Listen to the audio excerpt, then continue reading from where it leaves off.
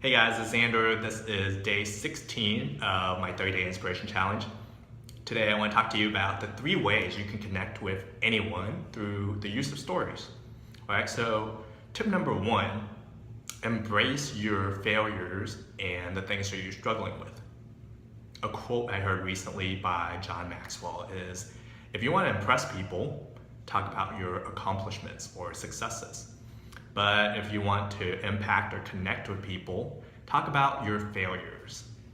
And your failures are the things that make you who you are. They are your stories.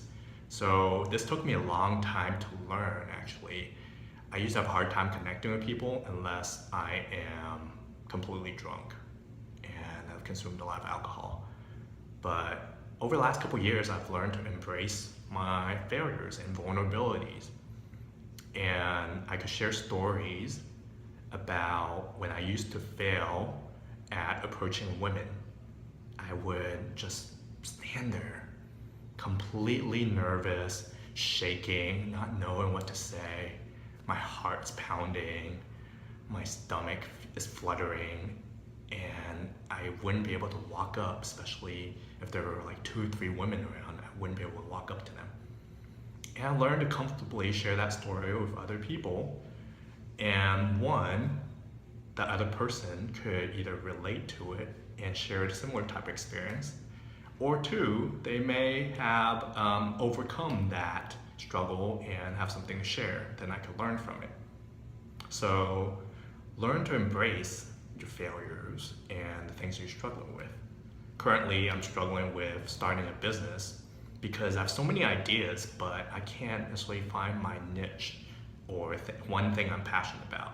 So the more I talk about it with other people, the more I get ideas, and we can share our experiences and connect in a way that I wouldn't if I had talked about something more superficial. So number 1, embrace your failures and struggles. All right. Number 2, learn to share interesting tidbits about yourself. So one of the things I like to do is introduce myself by, saying, hey, I'm Andrew. I grew up in Texas. Have you ever cow-tipped before? It's an experience that I've had when I was younger, and it makes for an interesting story. So when I share my story, it opens other people up to share a little about them and their background and something interesting about them. And we would have a shared experience. All right, so that was tip number 2. And then tip number 3, try to elicit a positive experience or feeling from the other person. So a couple questions that you'd like to ask is, hey, what have you been curious about lately? Or, hey, what have you been excited about lately? Right, so those questions usually get a positive response and help them think about something positive in their life that they've wanted to share, but they haven't necessarily shared, or nobody's ever asked them about it. Another favorite that I have is, hey, what's your most favorite purchase that you've made this year? This really gets people excited because they want to talk about something that they've just bought and nobody's asked them about it. So at the same time, think about the things that are exciting that are going on in your life and stories that you could share with others that would elicit a positive feeling or emotion. All right, so that was tip number 3. So think about those 3 ways in connecting with other people through stories, right? 1, sharing your vulnerabilities, failures, and struggles.